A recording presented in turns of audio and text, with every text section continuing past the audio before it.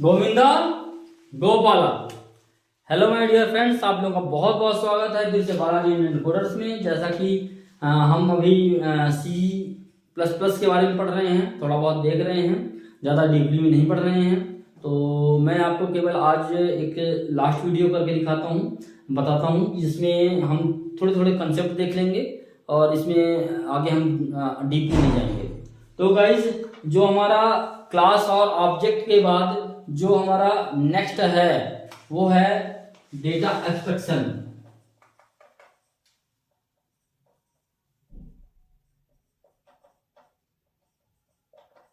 Data abstraction and encapsulation. Encapsulation ये समझना बहुत जरूरी है। डेटा इनकैप्सुलेशन या डेटा एब्स्ट्रैक्शन। डेटा एब्स्ट्रैक्शन मैंने आपको बताया ना, जिस तरीके से हम प्राइवेट और पब्लिक करके दिखा देते थे। आपको मैंने बताया था कि एक प्राइवेट में हमने कर दिया, प्राइवेट में लिखा हमने वेरिएबल डिक्लेरेशन और फंक्शन डेफिनेशन।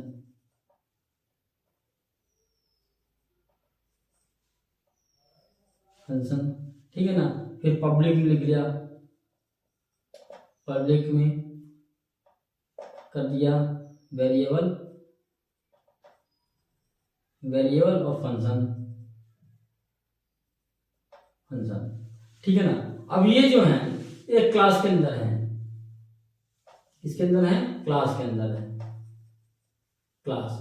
अब ये क्लास जो है ये एक पूरा पूरा रैप हो गया, क्योंकि जब हम यहाँ से स्टार्ट करते हैं एंड करते हैं तो क्लास, ये क्लास बन गया मान लो। अब इस क्लास के अंदर जो है, जब हम इस क्लास का ऑब्जेक्ट बनाएंगे, क्लास मान लो एक्स है, तो हमने एक्स कर दिया, ठीक है ना, बना दिया।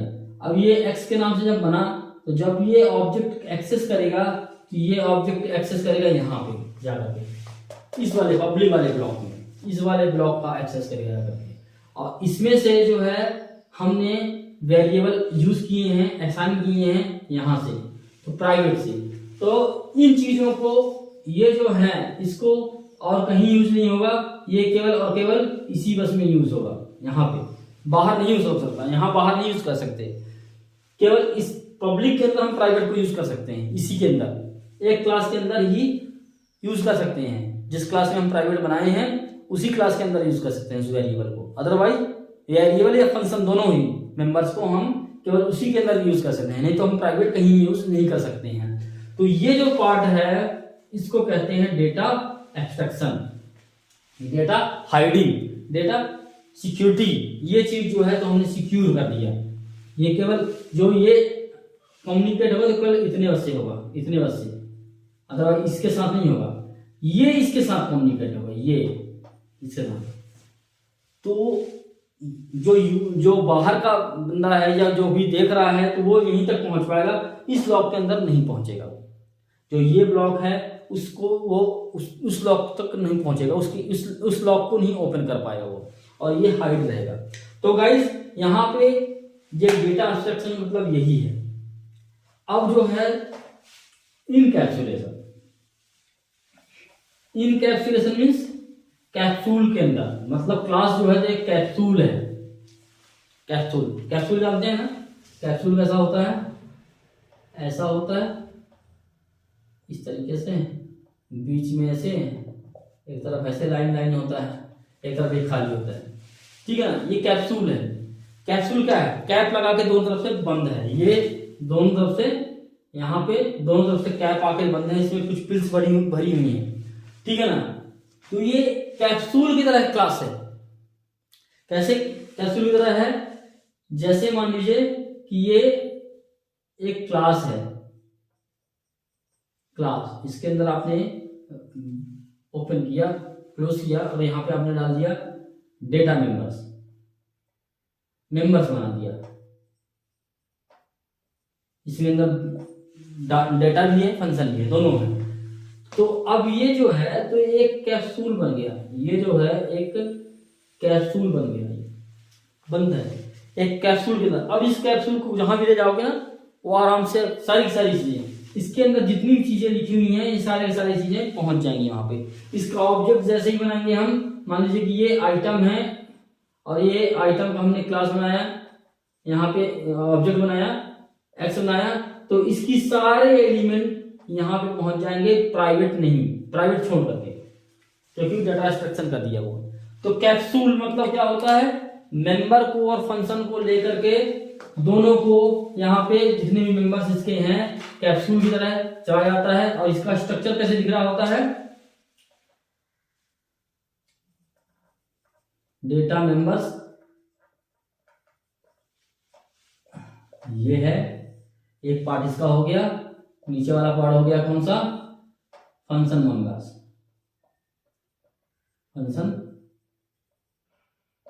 Function members. और ये जो है तो ये एक कैप्सूल बन गया यहाँ पे। अब यहाँ पे आपका जो है तो पैक है। अब इसको कहीं भी ले जाएंगे तो ये पूरा पूरा पैकेज वहां चला जाएगा, पहुंच जाएगा। तो ये इनकैप्सुलेशन कैप्सूल की तरह काम करता है, मतलब जहां भी लेके जाओ डाटा अलग है, मेंबर अलग, डेटा मेंबर अलग है, फंक्शन मेंबर अलग है, दोनों को उठा के ले जाएगा, दोनों डेटा मेंबर को भी और फंक्शन मेंबर को के भी सभी एलिमेंट को ले जाएगा। इसके अंदर आप जो भी लिखा होगा वो आप उसको एक्सेस कर सकते हैं किसी भी ऑब्जेक्ट के अंदर। तो ये इनकैप्सुलेशन मतलब क्लास एक कैप्सूल के जैसे दिख रहा है, कैप्सूल की तरह है, इसमें आप दोनों को रख सकते हैं। तो हो गया ये इनकैप्सुलेशन वाला डेफिनेशन। अब इसमें एक है इनहेरिटेंस।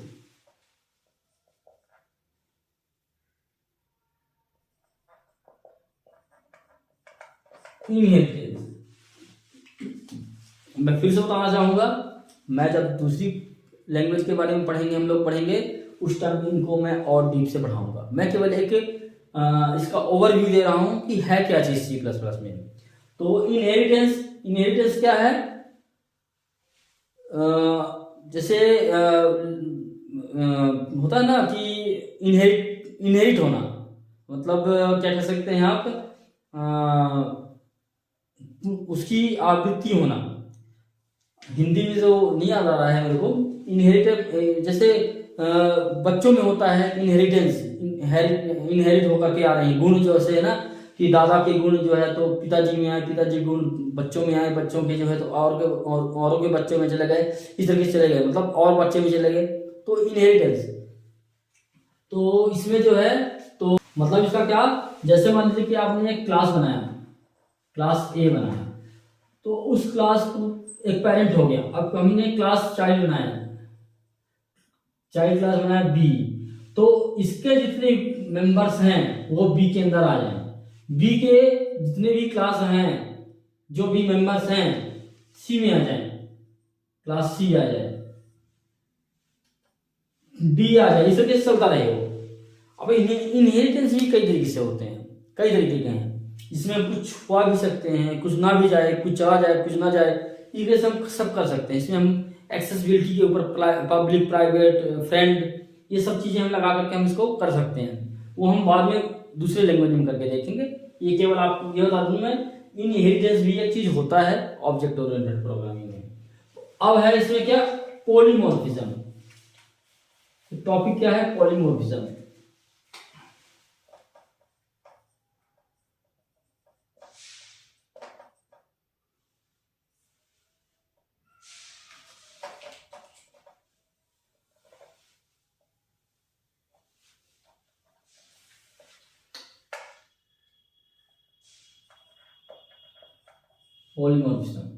पॉलीमॉर्फिज्म क्या है, पॉलीमॉर्फिज्म जो है तो ये एक बहुत अच्छा कंसेप्ट है ओप्स का, जिसमें हम ओवरलोडिंग और ओवरराइडिंग करते हैं।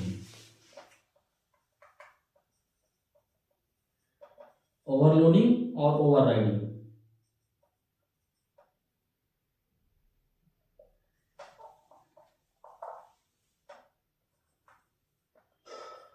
ओवरराइडिंग, ठीक है ना, ये दो चीजें होती हैं पॉलीमॉर्फिज्म में। इसमें हम मैसेज बाइंडिंग भी कहते हैं और डायनेमिक बाइंडिंग भी कहते हैं, लेड बाइंडिंग कहते हैं इन चीज़ों को।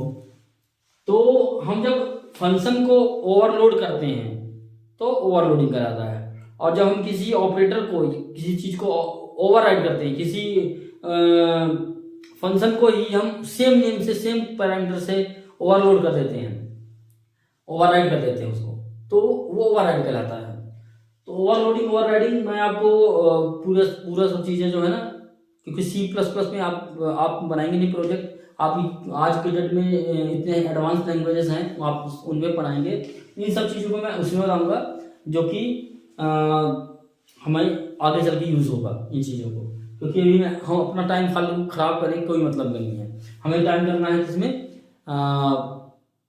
C# में हम C# आगे जो पढ़ाएंगे टॉपिक C# के पढ़ाएंगे हम, और C# का ही सारा का सारा कंसेप्ट में समझाऊंगा आपको, और .NET के फ्रेमवर्क स्ट्रक्चर्स के जो भी हैं वो सब बनाऊंगा मैं। तो अभी आपको केवल देखना क्या है कि हमने C++ में थोड़ा सा ये जानने की कोशिश की कि ऑब्जेक्ट ओरिएंटेड प्रोग्रामिंग कैसे चल रही होती है। तो C++ एक ऐसा लैंग्वेज है जिसमें हम विदाउट ऑब्जेक्ट बनाए, विदाउट क्लास बनाए भी हम सब कुछ कर सकते हैं, जैसा कि हमने C में कर लिया है पहले से। बाकी हमारे पास फिजिबिलिटी ये है कि हम ऑब्जेक्ट और क्लासेस का भी यूज़ कर सकते हैं, ऊप्स के जितने भी कंसेप्ट हैं उनको हम यूज़ कर सकते हैं, बस यही है। तो गाइज हम अब नेक्स्ट क्लास में मिलते हैं दूसरे लैंग्वेज के साथ, दूसरी चीज़ों के साथ। तब तक के लिए थैंक यू, बाय बाय।